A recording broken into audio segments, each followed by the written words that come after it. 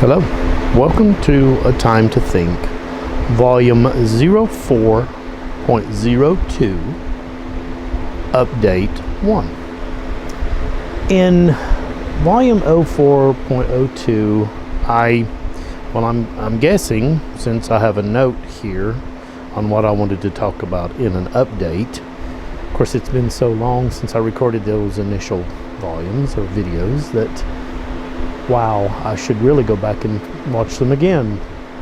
I meant to do this weeks and weeks ago, and at that point I had watched them all again, but it's been weeks, and now I'm looking at my notes wondering what I'm talking about or what I meant to say as an update to the initial.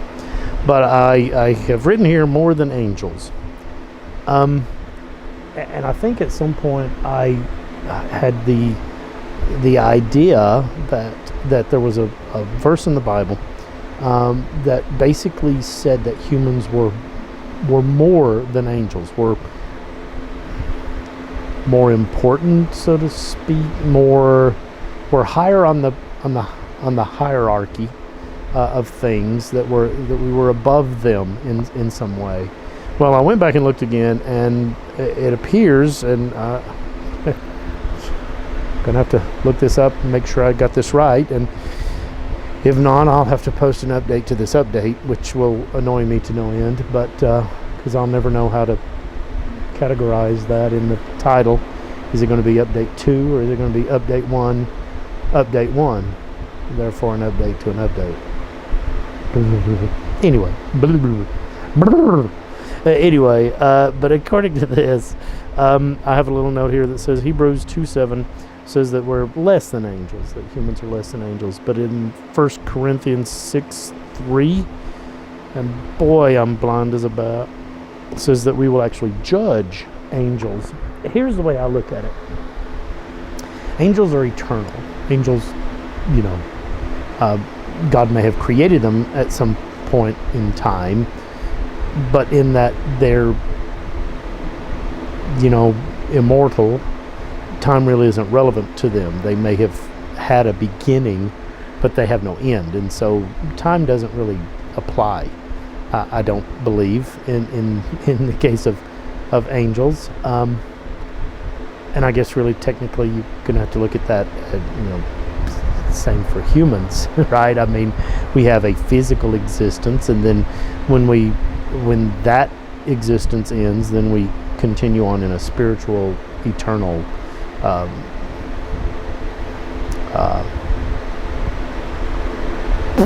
what's the word here?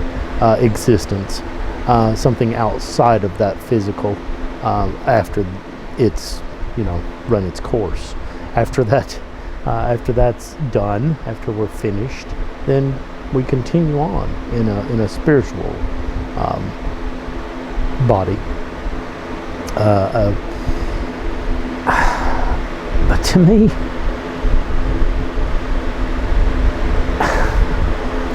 I still feel that in some real way that we're an improvement over angels. Boy, that's an ugly thing to say, isn't it? You see, this is the way I look at it. I think an angel could, if assuming they fly, most pictures have wings. Of course, I don't think they're restricted to flying in just around here. I think they could fly throughout the solar system, universe, galaxy. Who knows? I don't know.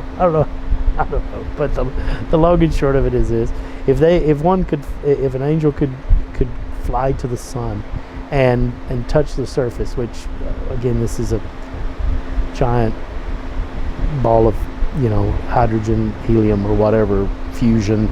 I don't know that you can. I guess there's a surface per se, but not like a physical rocky planet kind of surface, obviously, but a big giant ball of heated gases, like incredibly hot. But anyway, an angel could, if they could reach the sun, which I'm assuming they can, and reach out to touch the surface, or the upper coronosphere, or whatever. But anyway, they'd probably say, "Wow, that's heat. That's what heat is." But it doesn't affect them. It doesn't. It's not like it matters to them. It's just, they touch a stove. It's like, yeah, heat. Okay. Touch something cold. Oh, absence of heat. Cold. Yeah. They're not affected by things like that. Humans, though, we are. I mean, we touch a stove and we're not, if it's on, we're going to be like, woo, that's no good. And cold and all of that. So, I feel that really to truly appreciate something, that you kind of have to know what it's like to not have it. You have to appreciate a cold glass of tea. You kind of have to know thirst, and to appreciate what it is to be warm. And Lord help me, I'm burning up. To understand cold, and to really understand it, you have to feel it. It has to affect you. It has to, you know what I mean? So anyway, in that way, I think we will be better suited to appreciate eternity in heaven when we've known pain and cancer and death and all those things in the physical way, that we know those things, thirst and all of that, and then to know there'll be no more pain in heaven. There'll be no, there will be tears, apparently, because it says God will wipe away their tears. Well, He's not going to wipe away the tears if there are no tears. There must be tears, so. But He'll wipe them away. We won't know thirst or hunger or being too hot or being too cold or having toothaches.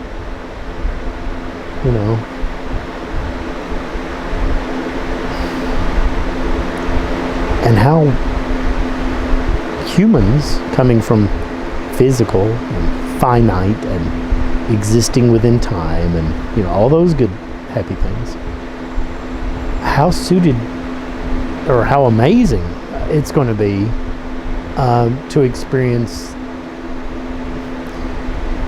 eternity, no pain, no suffering, no death, no cancer, no headaches, no anything. And how we'll be able to appreciate that so much more, because we have experienced those things. We have felt pain and anguish and heartache and all those unpleasant things. And angels, they've never been affected, I don't think, the way humans are affected in that physical pain / hunger / thirst / whatever kinds of ways. So to me, that's a gift, because we're going to be able to appreciate things in a way that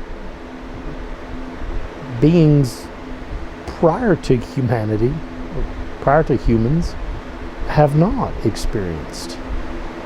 And to me, that's amazing. Of course, the here and now is what's the thing? What's this? The book? If life is a bowl of cherries, what am I doing in the pits? Yeah, right now things are just stanky miserable, but they might get better. I mean, some they will. I don't. I'm hoping. Fingers are crossed, baby. Anyway, have a good day.